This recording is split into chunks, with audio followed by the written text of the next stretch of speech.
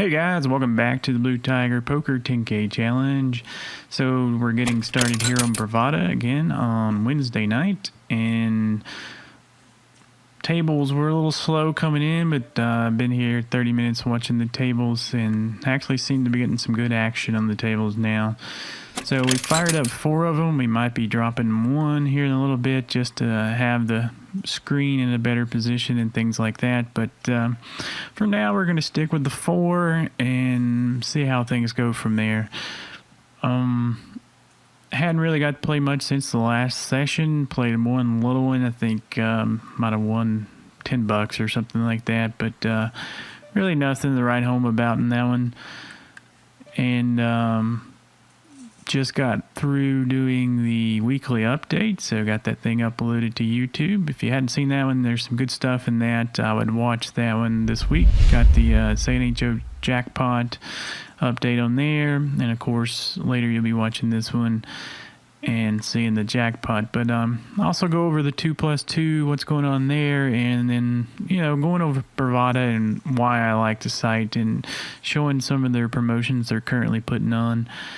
And then, of course, the weekly blow-up. Can't miss that. This week's was the Epic Poker, and that was Daniel Alexander sent that one in. So, hope you guys like that weekly's blow-up on that one.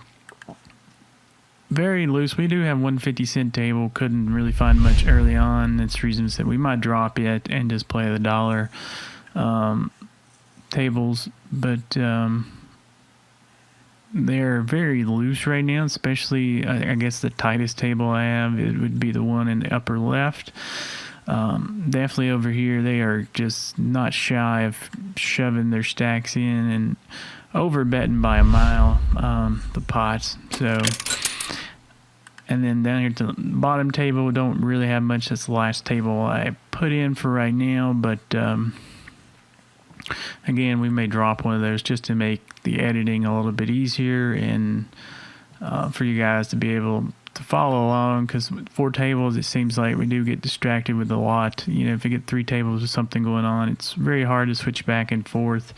And I do like the zoomed in view better than the 4 table view. It's just easier to read and easier to watch, in my opinion. But up here, this guy's been playing a lot of pots, and we are going to call, and if player 3 shoves, we will call his if player 6 gets out of the way. So that's the game plan, and we've kind of thought out what happens if he does shove. He's been doing that. He's been shoving it.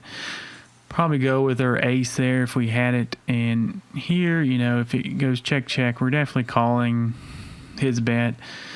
If player 6 bets, we're going to call probably 2 streets to see what he does and then readjust as we go along.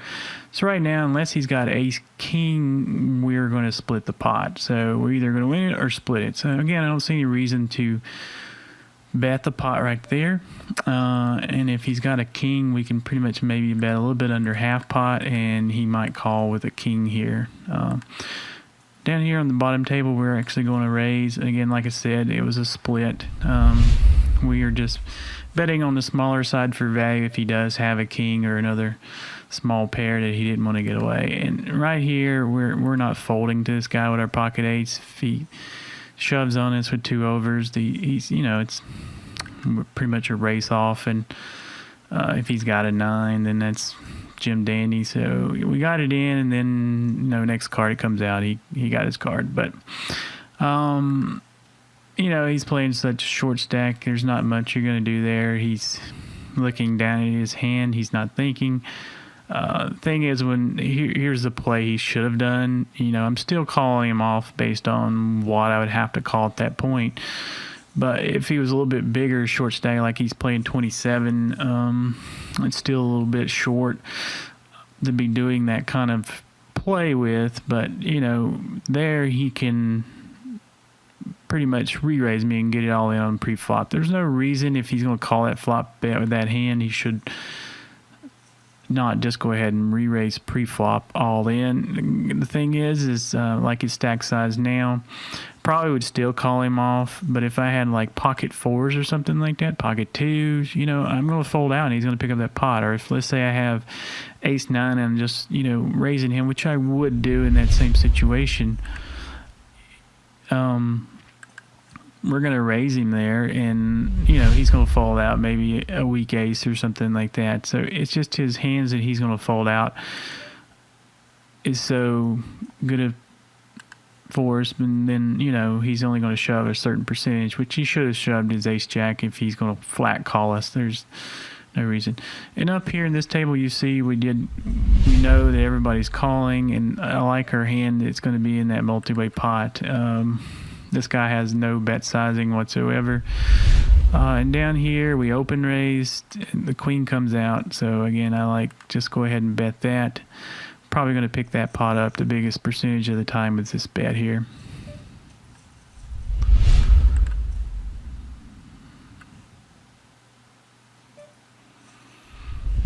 And we didn't really hit anything. We do have a backdoor straight draw and a backdoor flush draw, but, you know, it's going to get too pricey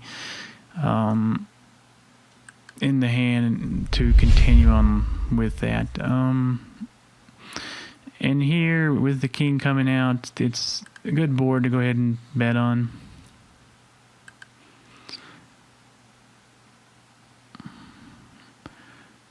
Because his plays now are pretty much he's going to raise us, fold, or call, and then we can pretty much adjust to the next card out there what we want to do if we're going to apply some pressure. Because let's say he has the ace of clubs, he's probably going to call there, so we can apply more pressure later. Well, shoot. Really wanted to play a hand up there, but we didn't get to, and didn't really flop much. Here we know that a lot of these people are playing, and then we get 3-bet. So we have position. Thing is here's our thing that we want. Is player 6 going to just flat call this too if we call it? And if we do, I think that makes the pot big enough to where we can play it. And if we don't think he's going to, I really think he will. He's shown that before. And the good thing is we got position on one if he folds out. If he overshoves, then that's an easy fold for us at that point.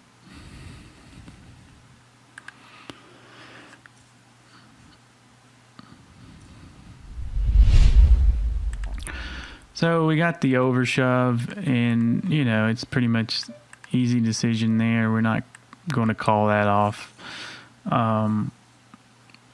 Honestly, from the number of hands he's playing, I don't really see him being one of those people. I think he just made that bet just because. I mean, he could have been like limping with a powerful hand before, trying to trap, and then he got the raise, and then that. We'd rather seen the flop. I mean, if you think about how he played his hand, it makes really no sense. So here we got just small 3-betted. Which is sad because it means either ace, king, aces, kings, or queens. So we are behind, but because of the way he bet it, we have to call. And because who we are, and we run hot pretty often lately, we flop the set. So we expect he's probably just going to shove in his stack with any of those hands we talked about before. There it came. So now he's got a hellacious draw there.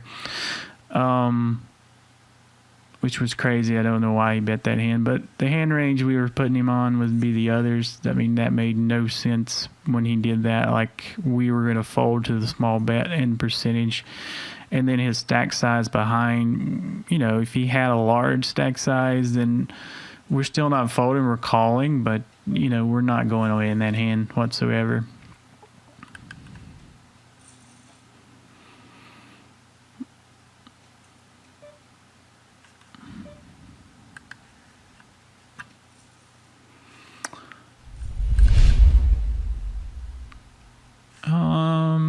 So we're going to actually go ahead and we're kind of late position. We're going to open up our queen jack up here, and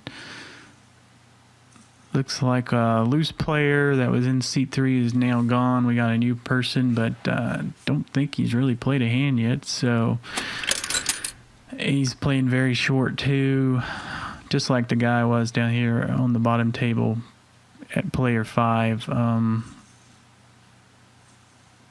playing his short stack.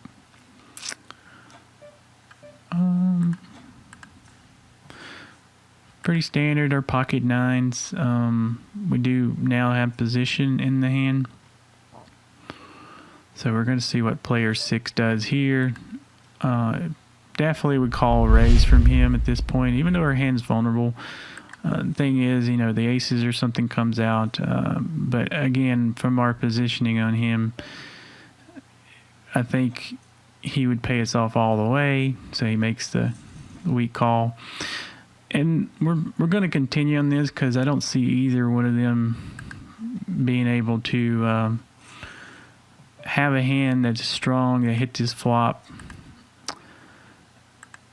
You know, one of them might have a jack and get a little call one bet, but we pretty much plan to double barrel unless they get really funky on their bets here. And even if player 6, as crazy as he's been, if he raises, we'll probably still call that bet. But we'll be definitely firing another bullet out here.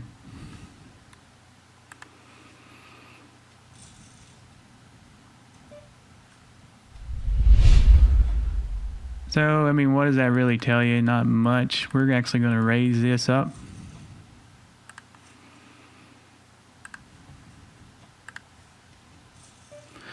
Because that bet made no sense at all why he would make that bet. And this table up here, I mean, the flop was, we're going to get called down such a high percentage of the time with hands that are going to play in that range. You know, he didn't quite have it, the hand that was in the range, but, you know, if he has king 10, he's calling in those spots on those boards. So, you know, just we're getting the showdown there if we can and hope our hand's good, which we did, and our hand held up in that spot. Pretty simple over here. Our jacks. Guy's been playing a lot of pots and opening larger.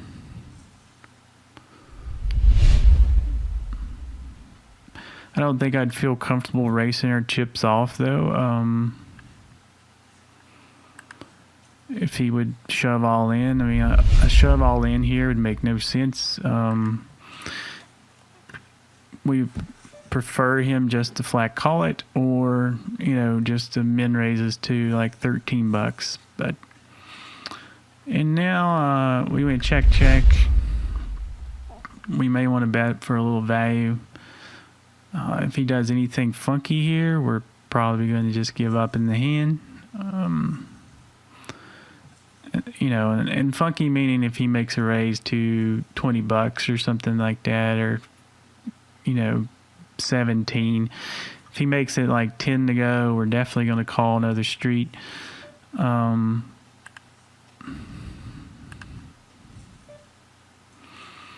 we definitely got some thinkers out tonight. They're taking their sweet time of getting to their final decisions.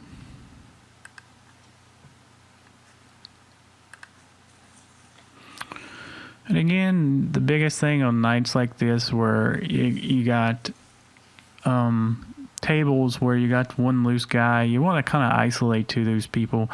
But when you got like on the 50-cent table down there, half the board's going to call, you know, player 3, player 4, and player 5 are all getting in there, usually on some of these hands. And, you know, we just want to be more selective in hands that play well against these guys. And this is hand I prefer just to go ahead and flat call with. It's a very powerful hand and gives us a lot of plays after the flop to do. And right now we're looking at a backdoor draw and a backdoor flush draw. Now the thing is usually in this position, and here I wanted him to bet. We want to go ahead and raise this up. is the king is a scare card, but this guy has only been playing like 3 hands so far since we've been in it. And so, with that, and we're going to flat call that guy.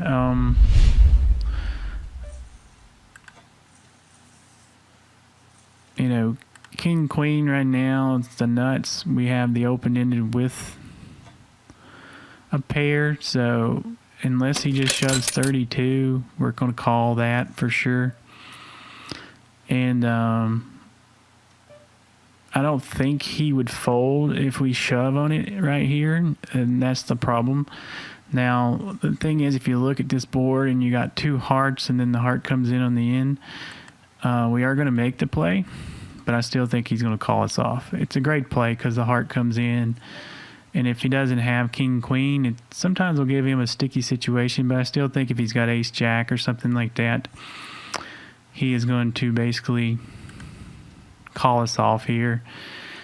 I don't think he's going to give up. It's a weak play, but I think we win the hand like 30 to 40% of the time, and I think that's going to give us profitability on this board. You're looking at a heart draw he's looking at, plus the straight draw, and a full house. So as long as he's taking, I really don't see him folding at this point. He's going to make the hero call here in the end.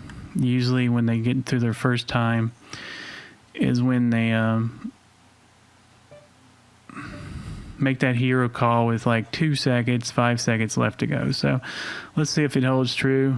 We're down to 8, 7, 6, 5, 4, 3, 2, 1. Oh, he just timed out. So we pretty much either caught him in a bluff or he just could not pull the trigger on his ace-jack hand there. And that's why if you're looking at a 30-40% maybe time that you're going to win that pot, but making that bet, that board's just a hard board to where he's either got to have the nut himself to call or, just be one of those stubborn players who's just not going to give up in the hand. And I think we were leaning more towards he was going to have a possibility of being able to lay down his hand, and it worked out for us. Either he had total air or he had the ace-jack type of hand or king-jack. And if he had, he had 2 pair being the 9 out there, but, if he had like jack-10 or something like that, I think he probably would have made the call there. But, and then definitely if he had a 9 in his hand, he would have made the call.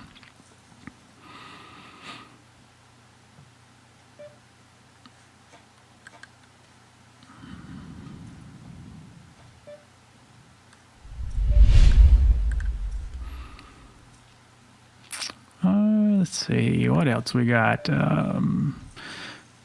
So let's kind of maybe take a around the table look here. Top table here, we have player 2 is a little loose. Player 3 is playing on the tight side. Player 4 definitely a loosey-goosey. And then player 5 is super tight. But the thing is, he raises his hands. So we kind of know when he's got strength. Again, that was the guy who had the king board, king high board, and it is a great play if you've watched me in the past to basically go ahead and bet on those boards. It's a great board to pick up some cash. It's just his range, how much heat is he going to put on the turn? We hadn't got to really see him, so I'd rather wait and get more of a read to where maybe we can float him on that and then make a bet or a play on the turn to be able to pick something up. But we hadn't really seen him get past the flop on many of his hands.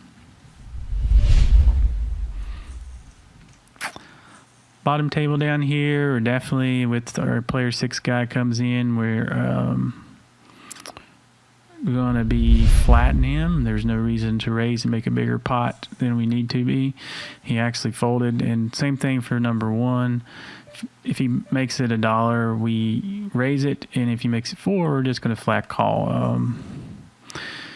And it's going to take a lot for us to go away. The good thing with the ace on the board, he's probably going to make a stab.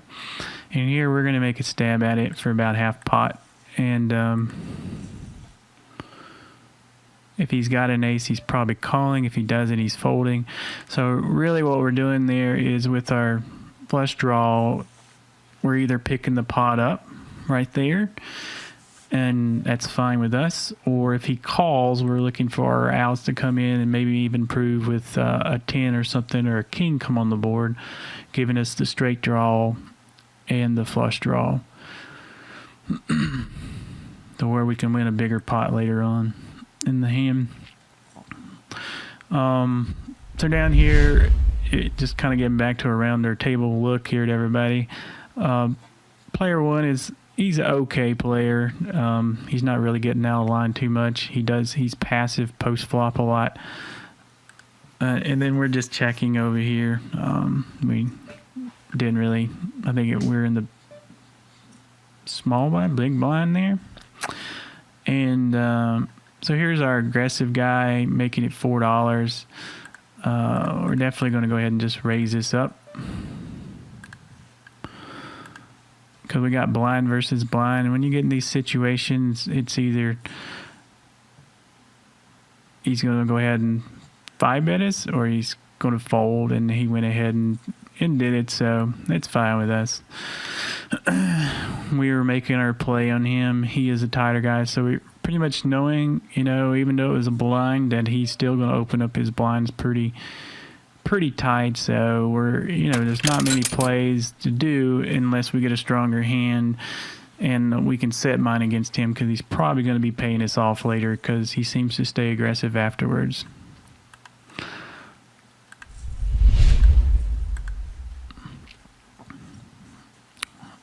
The 50-cent table over here is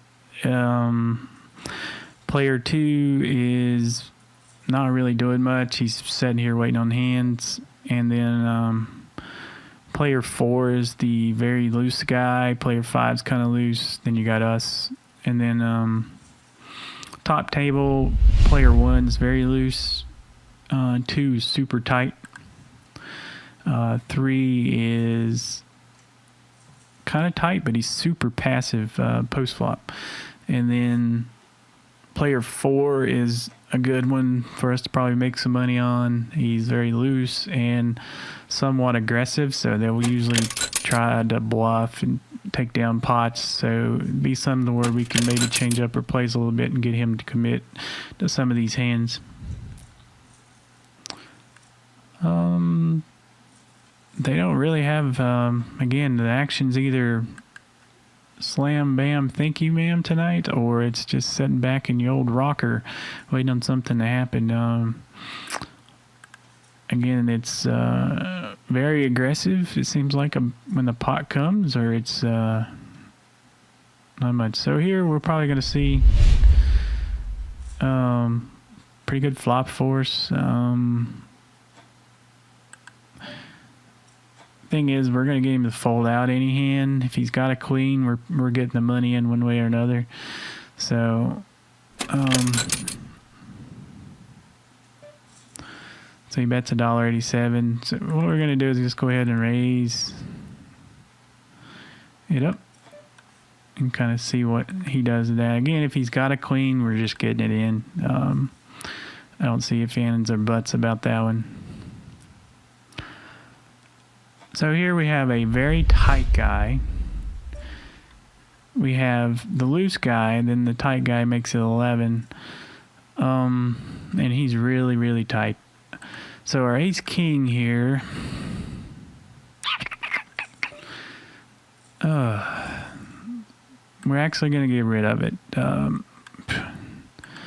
Because we either got the same hand, or he's got queens, kings, or aces, is my opinion, and he might even have jacks. So we're going to find out really quick right here. I mean, if he folds, I'll be impressed, but we're just had to get rid of that hand. And if you see on that board there, I mean, okay, so he might have had, all right, his hands he's going to show with is he hit a set of queens, he's got kings or aces, or he had the ace king of clubs. And so, how would we have been able to take heat there at all from a super tight guy at that point in time? And you can even probably put jacks, and I don't think he would have even bet tens that strong, so I'd probably rule out the set of tens. And if I think about it, I'll try to look at that hand tomorrow to see what he actually had. Let me write down that hand history.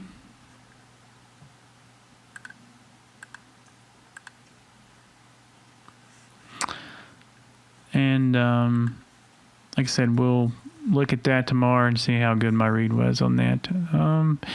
Here we're going to flat call this guy. Again, he's pretty loose and he likes to stay aggressive.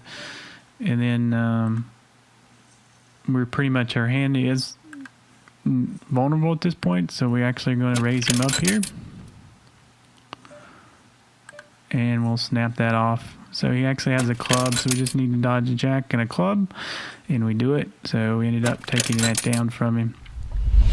But he is so aggressive that he would shove like probably the same hand being non-suited and things like that. So we'll definitely be, well, he didn't reload. We're hoping he would reload at that time. And then, of course, over here at our pocket sevens, we're getting in there, and then our guy with not much left. It's going to be hard for us to fold if he shoves here. And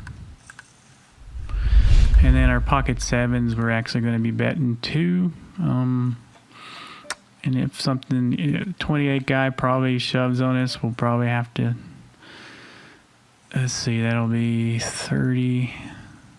We're at 14 plus that.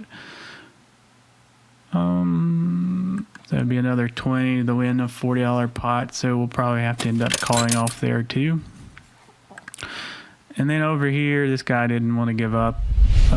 He's kind of tight, and you know the board is in his tight range. And again, we're playing 7-6 in open, so I'm surely goodness we'll probably see like King Jack or something like that. But we just, nothing we can do right here, but we're just checking to him and giving up in the hand. We already made our play to try to win the hand, and we could not. So that's pretty much it for that one.